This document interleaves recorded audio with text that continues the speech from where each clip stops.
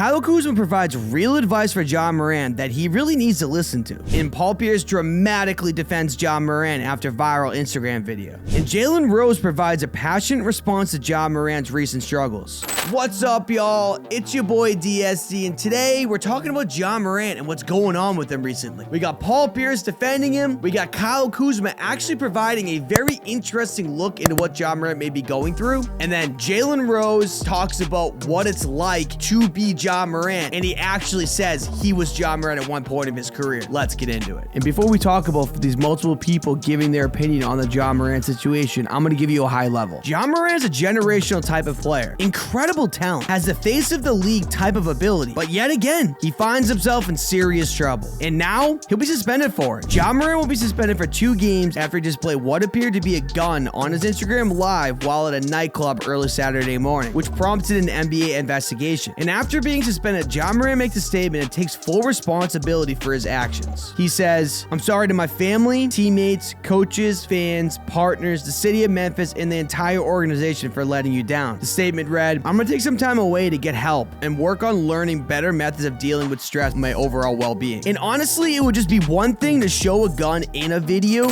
and I'm not saying it's not bad because it's not a great look overall, but it becomes even worse because this video going viral comes almost days after 2 stories being published that details 2 incidents involving Ja Morant this summer that resulted in police reports but no arrests. In the first incident, according to a police report obtained by the Washington Post, a 17-year-old boy alleged Ja Morant emerged from his house with a gun in his waistband and the hand on the weapon after a fight between the boy and Ja Morant during a pickup basketball game. The other incident was a confrontation with a mall security guard in a parking lot. And that investigation stemmed from a post-game confrontation between acquaintances of Ja Morant in the Indiana Pacers traveling party after the Grizzlies win on January 29th at home. Several allegations were made by the staff of the Pacers that when they were in the loading area at the stadium, a red laser was pointed at one of the members of the Pacers staff from a sports utility vehicle in which Ja Morant was a passenger. And one of the Pacers personnel said, "That's 100% a gun." And both claims were denied by Ja Morant and his team. What is happening? Is Ja Morant really going to throw all this away for this? And we all know how social media goes. They love to villainize people, completely roast them,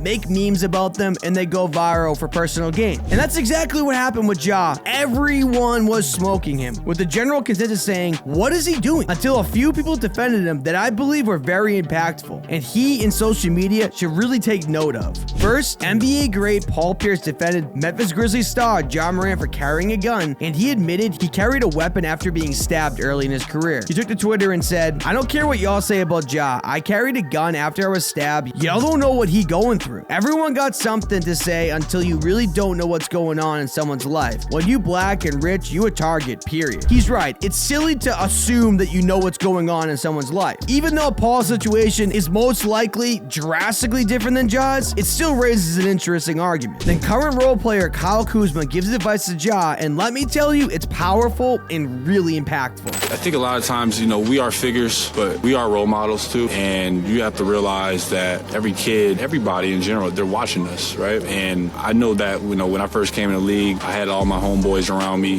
back from the city. We had great times. It was very important to keep my homies around because I grew up with them, right? But if my homies are just yesing me and they're not allowing me to be my best version of myself, are they really my homies? No, it's just man. It's all about, your circle. You gotta keep tight, man. And lastly, arguably, the most relatable advice for Ja comes from Jalen Rose. Rose compares himself to the young Grizzlies star, explaining that he has some experience with guns as well. And the former NBA player said that he believes Ja Morant will figure it out. I am Ja Morant. You guys have got a chance to see me grow up for public consumption since 1991. And I've been involved in drug raids. I've survived assassination attempts. I've been that undisciplined young person that was trying to figure out how to be famous, how to be successful, and how to change the dynamics of my family. The one thing that young people have to understand, and in Ja Morant's case, when you first get drafted, you go from being a member of the family, a member of the crew, to being the leader, to being the breadwinner. And what I had to learn is that people come into your life for 4 reasons: to add, subtract, multiply, or divide. You have to choose wisely. He has way too much to lose. That's him on the video, on his IG Live. Ain't nobody coaxing him. Ain't nobody egging him on to do that. That's a personal choice. And a lot of times, guys, as I mentioned, fame can be a drug. And I don't know what type of pain that he deals with and type of anxiety that he has. When we start to get money, then we try to feel like we keeping it real. Like we trying to be down now. We trying to be tough now. We trying to be hard now. But you made it. And once you make it, your job is to uplift, to enlighten. And I'm glad this actually happened at this point of his life. He's a 23-year-old young man. Nobody got arrested. Nobody got injured. He's going to return and he's going to be a better person. And because of all of this taking place, he's now going to be able to live his full potential. That's it, y'all. If you enjoyed this, leave a like, leave a comment, and obviously subscribe. We're doing this 2 or 3 times a week coming up. So if you like this type of content, you obviously need to subscribe and come back for more, which obviously means hit that bell for any time something comes up. Talk to you guys soon.